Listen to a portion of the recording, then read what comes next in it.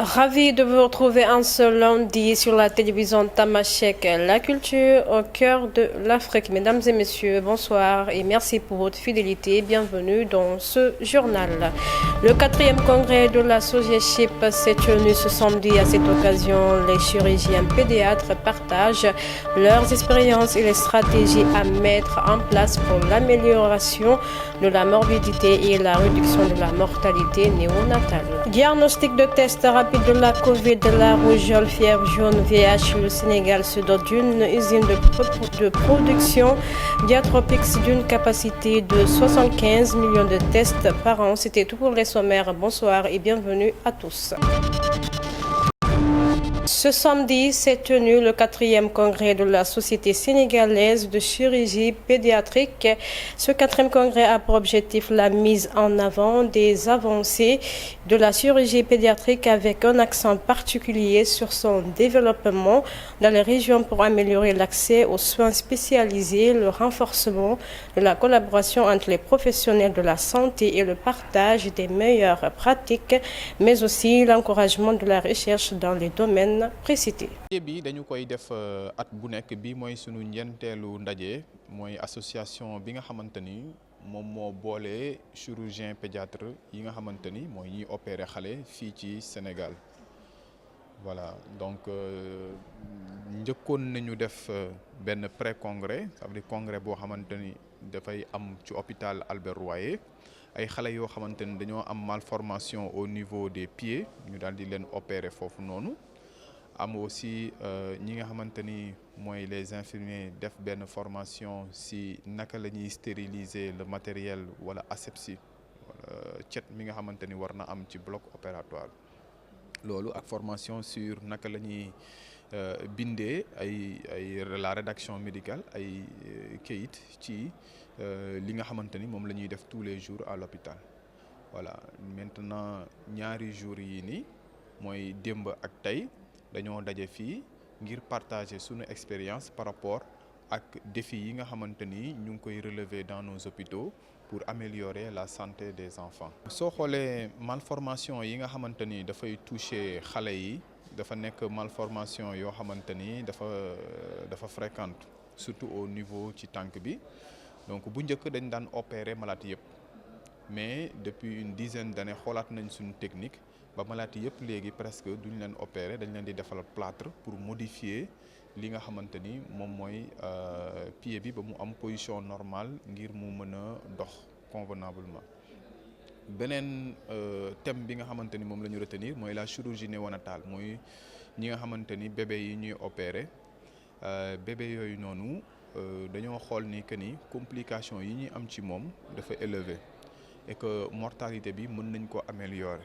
donc ndaje yi day tax ñu toog gën ci waxtaan pour permettre que sunu mbokk yi nga xamante ni ñi ngi fi au Sénégal et ci sous-région bi ñu am les mêmes protocoles et ku ci am résultat bu baax rek présenter ko ngir ñu mën ci sukkandiku ku ci nekk pour améliorer prise en charge xale yooyu.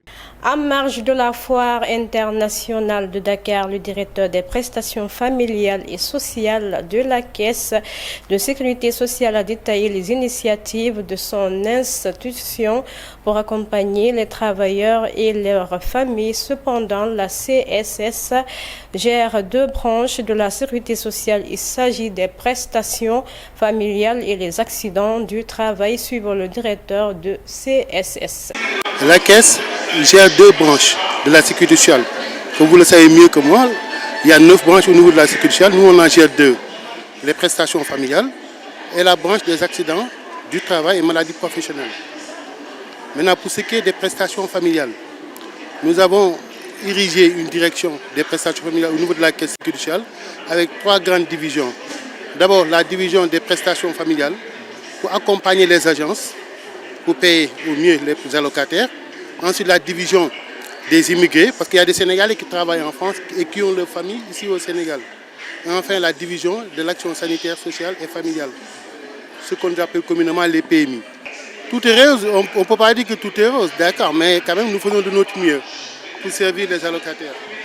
Parce qu'on gère un plateau de minimum de 175 000 allocataires avec presque 395 enfants à payer chaque trimestre, ce qui est des allocations, parce que nous avons des allocations prénatales, donc c'est avant la naissance.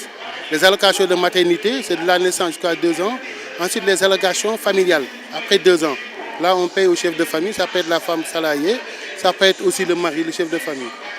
Hormis ça aussi, au niveau des prestations en nature, nous avons des PMI, des protections maternelles et infantiles, pour accompagner la femme qui est enceinte, pour soigner les enfants qui sont malades, pour lutter un peu contre la pauvreté aussi, qui est un des objectifs des ODD, et surtout aussi pour accompagner l'État dans sa politique sanitaire.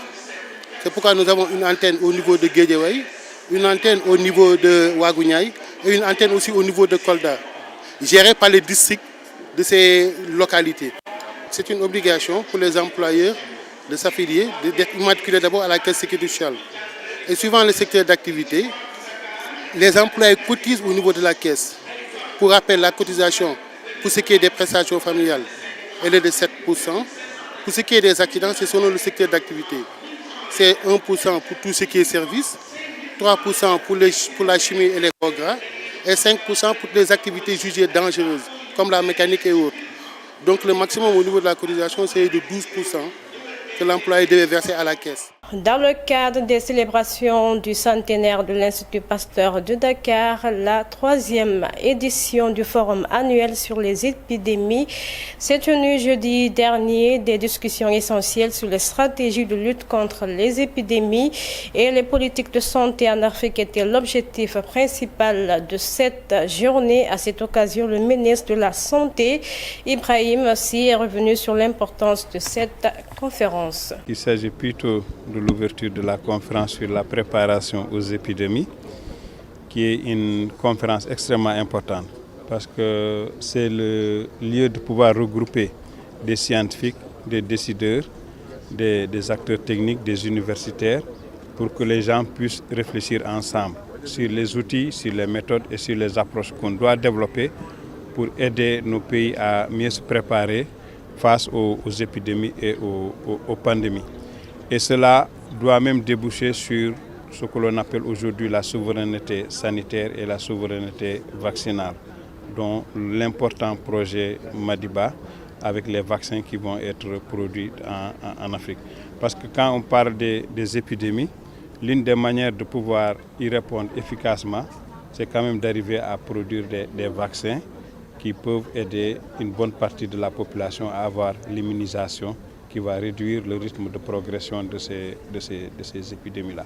Donc le forum est extrêmement important et on attend qu'il y ait vraiment des débats très constructifs pour que les scientifiques puissent arriver à proposer des solutions qui pourront être intégrées dans la stratégie de riposte aux pandémies. Parce que vous savez qu'au niveau de l'Organisation mondiale de la santé, depuis 3 ans, on est en train de débattre sur cette question de riposte aux épidémies. Même si jusqu'à présent on n'a pas trouvé de consensus, il faut aussi au niveau de l'Afrique qu'on puisse démontrer les évidences scientifiques par rapport aux risques liés aux épidémies, mais aussi par rapport à la nécessité de préparation de nos systèmes de santé qui doivent être mieux résilients par rapport à ces risques sanitaires émergents à venir. Santé, dans ce journal, une nouvelle unité de production des tests rapides dénommée Diatropix a été inaugurée jeudi dernier à Mbao par le ministère de la Santé et de l'Action sociale. Selon Amadou Alpha Sall, administrateur général de l'Institut Pasteur, l'usine de Diatropix est spécialisée dans le diagnostic de tests rapides. Nous venons de visiter l'usine Diatropix de l'Institut Pasteur de Dakar, qui est spécialisée dans les tests de diagnostic rapide. Comme vous avez pu le voir, cette usine a une partie automatisée et une partie manuelle. La raison de cela, c'est que nous pouvons faire de très très gros volumes et nous pouvons faire des petits volumes suivant la maladie à laquelle on s'adresse et pouvoir passer de l'un à l'autre. Cette flexibilité permet dans l'industrie de réagir rapidement quand il y a une épidémie. Souvent aussi, il est important de voir le fait que ce soit automatisé va avoir un gros impact sur le coût. Parce que la valeur de ce test est quand il ne coûte pas cher et qu'il est accessible à la population.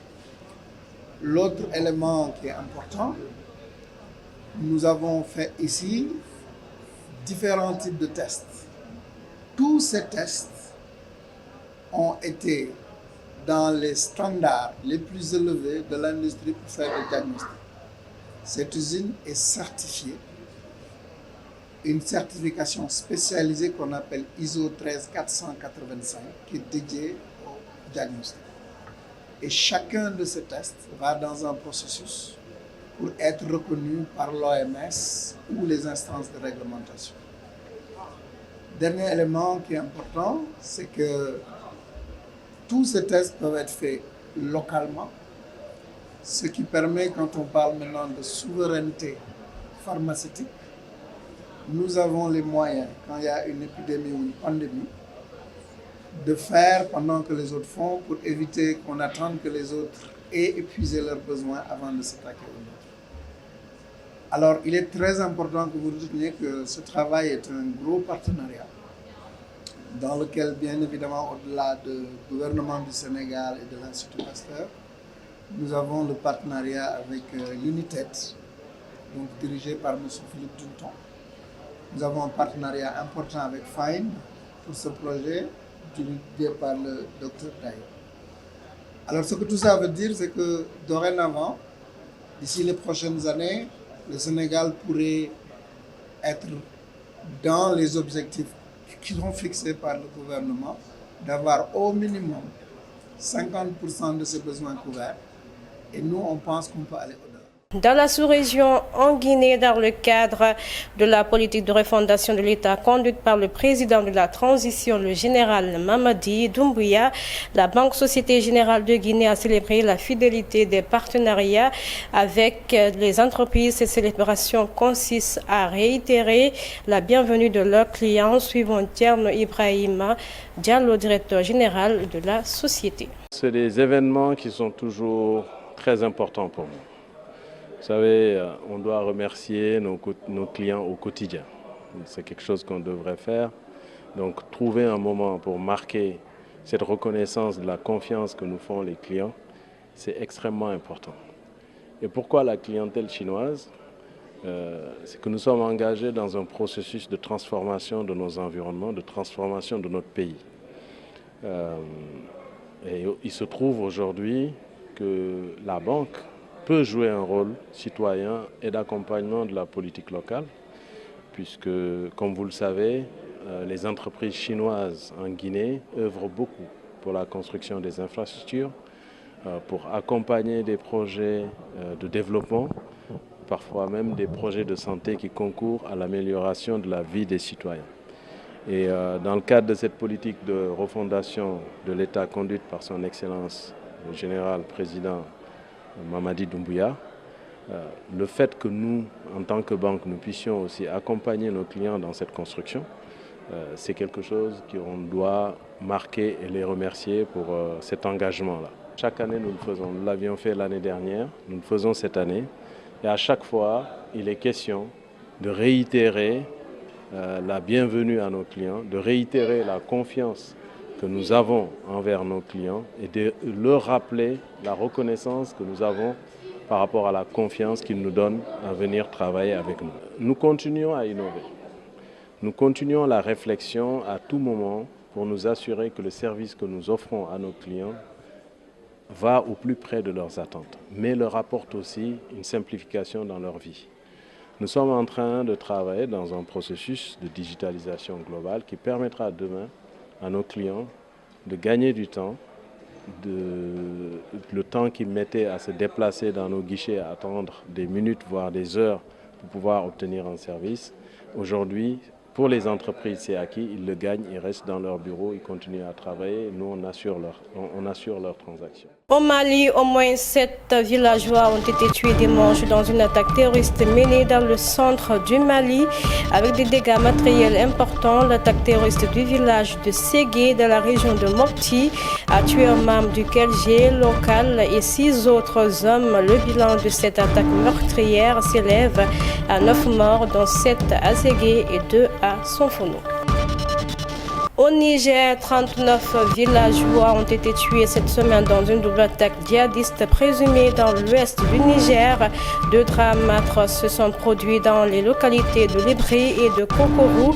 Le bilan est lourd et fait état de 39 personnes assassinées, dont 18 à Kokorou et 21 à Lébré, précise l'armée en déplorant de nombreuses femmes et des enfants parmi les victimes de ces actes barbares.